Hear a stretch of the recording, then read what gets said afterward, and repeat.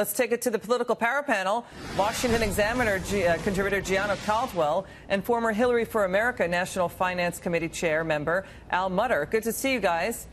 Hi there. Thank you. Gianno, the Vegas sheriff said he is absolutely concerned cops are now dealing with powerful weapons like the killer had. But gun right advocates say this is about a crazy person. Where do you come down? No, I completely agree with that. And if we want to talk about gun control, what would have happened if that usher about 3 weeks ago in that church had he not had a gun? And you know what's interesting about that, Liz? We didn't hear much about that on the media. It was Fox News that covered that story in Fox Business. We didn't see any mainstream cable news networks talking about that church shooting. More importantly, when we're talking about gun control, we can look at examples like my hometown of Chicago, where it's been a complete disaster, where my brother, who was in a car during Memorial Day with two of his friends, the car was shot 25 times, and thankfully he lived, but his best friend died in his arms. And you know what my brother told me recently? He wished he had a gun because he has a gun license, and he could have perhaps prevented that. What a story, So we have to be Gianno. measured when we're talking about this. I hear what you're saying. You know, and then, Al, you know, Australia, 1996, a mass shooting.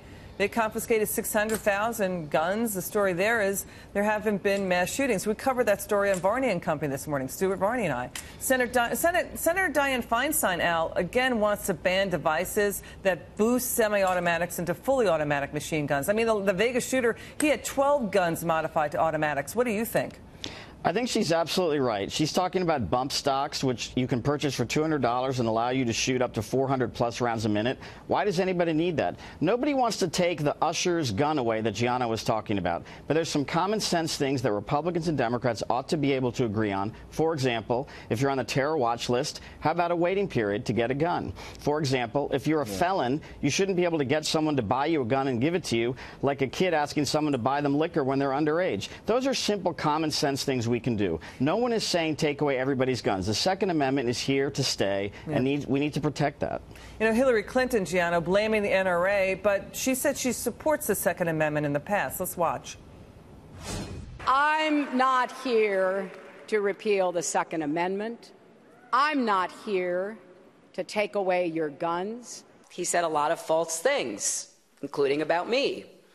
He said, I'll abolish the Second Amendment. Well, that's wrong. I learned how to shoot a gun behind our cottage in Lake Winola.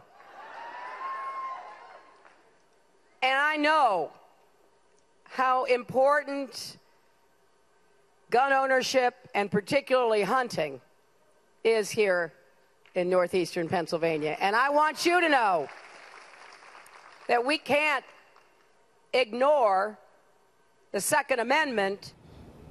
What do you think, Gianno? I think that she was there, just like a lot of other Democrats, to politicize this situation before the body count actually went out. And it's completely disgusting. That's just not fair. That's not fair. To blame the NRA. You can be for the Second Amendment and for if I may finish. Okay, if I may finish, sir. Go Al, quickly. if I may finish. Seriously, to blame the NRA and saying that they're paying people off, politicians off, when they gave about $1 million this last election, and when the Planned Parenthood gave about $38 million. Okay. This is an unfair. All right, let's get Al. We got to go. But Al, quickly, your response. Just real quick, the NRA is so important to every Republican member of Congress. Politics is part of this. They're not going to cross them. They don't want to be primaried. They want to get reelected. Thank you, Gianno and Al.